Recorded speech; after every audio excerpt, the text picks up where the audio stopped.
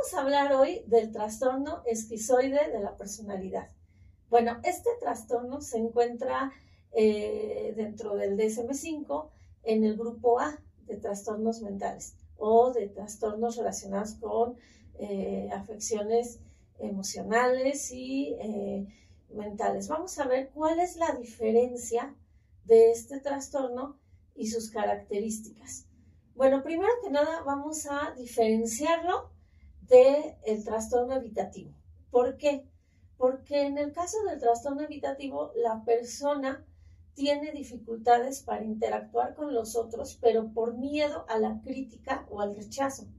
En este caso, no es así. En este caso, la persona no quiere interactuar, no le interesa, no tiene interés por hacerlo. Y vamos a diferenciarlo también de la esquizofrenia. ¿Por qué? Porque a veces podemos confundir esquizofrenia con esquizoide porque suenan parecidos, porque pensamos que son iguales o que suenan casi iguales, sin embargo no tienen ninguna relación. En la esquizofrenia existen síntomas como los brotes psicóticos o existe también este tipo de alucinaciones auditivas, visuales o incluso olfativas, y otro tipo de síntomas que son muy diferentes en este caso. Vamos a ver entonces cuál es o en qué consiste el trastorno esquizoide de la personalidad.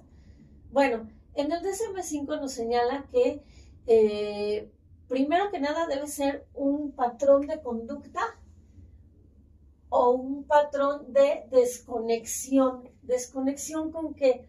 Desconexión con las relaciones interpersonales.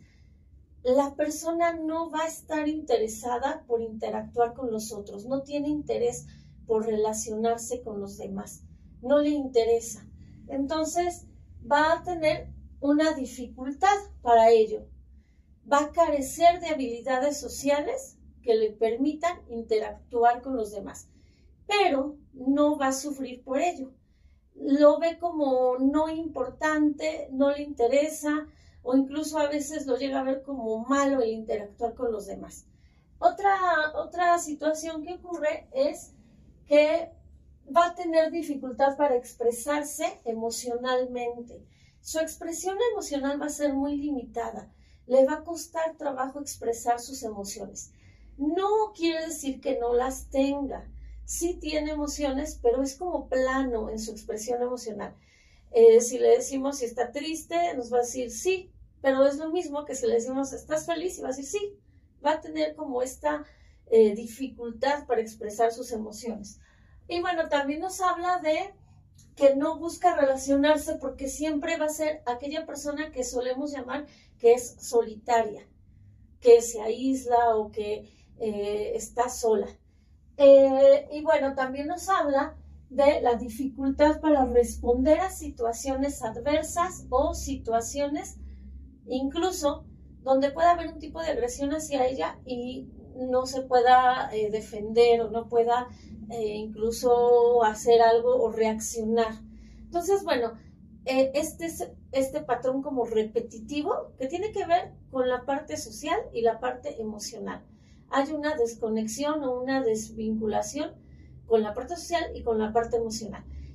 Y se cumple cuando existen más de 4 criterios de los siguientes que vamos a ver.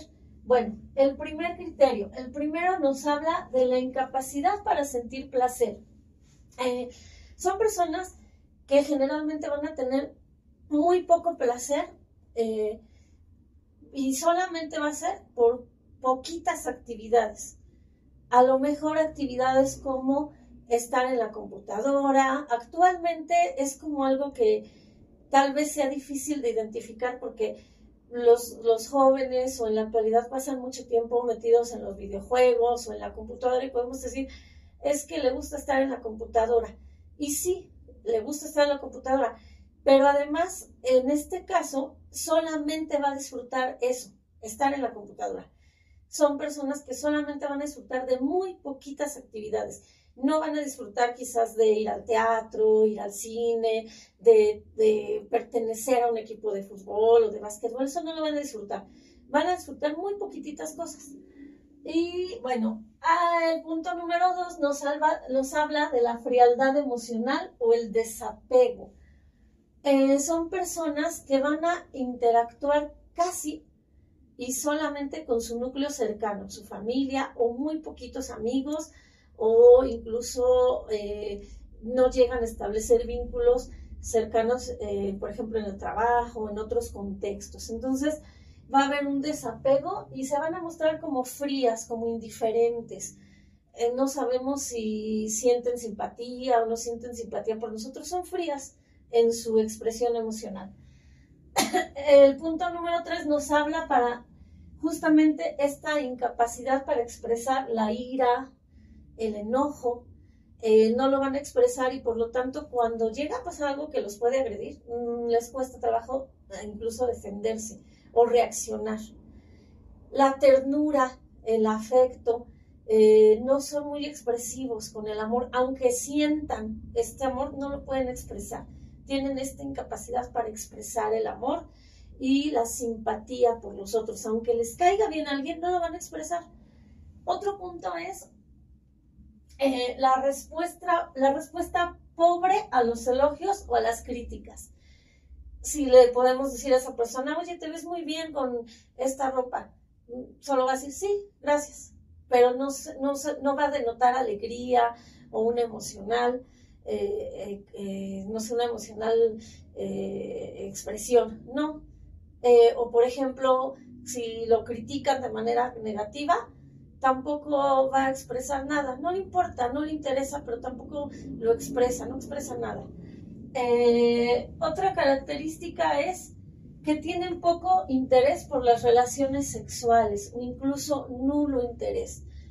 Generalmente, como son muy aislados, son personas que están prácticamente, se encierran en su mundo y son muy solitarios, muy aislados, no se relacionan. Quizás desde la primaria se comienza a ver que no se interactúan con otros niños, que son de los niños que prefieren estar solitos jugando y los demás pueden estar jugando, pero ellos están solitos en su mundo, aislado.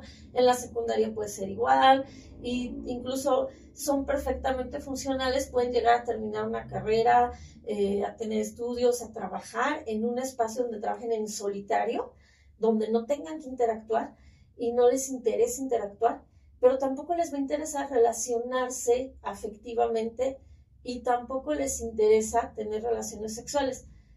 No son asexuados, no quiere decir esta parte, sino más bien en el caso de ellos no les interesa tener relaciones sexuales, sienten nulo interés prácticamente por relacionarse sexualmente con otros. Otra característica que pueden tener es que prefieren realizar actividades solitarias. Van a desenvolverse de manera solitaria en la escuela, por ejemplo.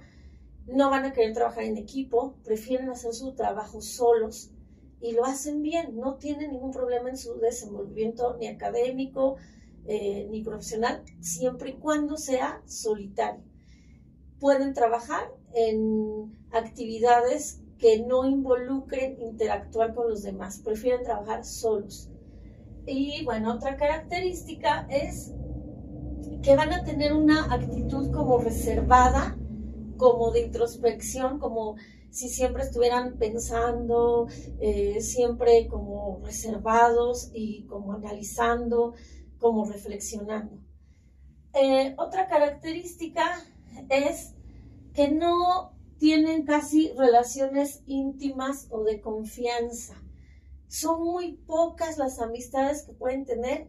En casos extremos, quizás con nadie se relacionan. Puede ser que no tengan ningún amigo, salvo el grupo, el núcleo familiar, papá, mamá o hermanos, pero incluso pueden alejarse de ellos.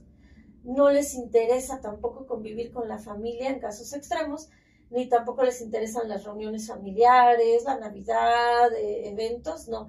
Prefieren estar aislados, ausentes, y los demás pueden estar interactuando, pero ellos están aislados en su mundo, no les interesa interactuar y no tienen relaciones de confianza mutua con el otro.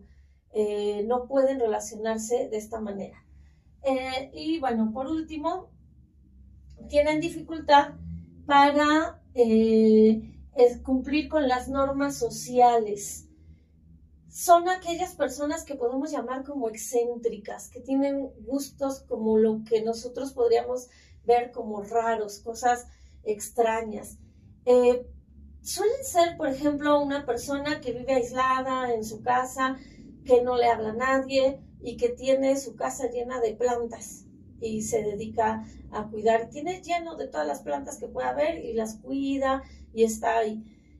Solamente trabaja de manera quizás solitaria, haciendo trabajos a lo mejor de oficina, de computación, o un trabajo donde no tenga que interactuar con los demás, y tiene esa afición o ese gusto por cuidar plantas y por dedicarles tiempo a las plantas, y se interacciona solamente con quizás objetos inertes o cosas que no requieran una interacción interpersonal como los seres humanos.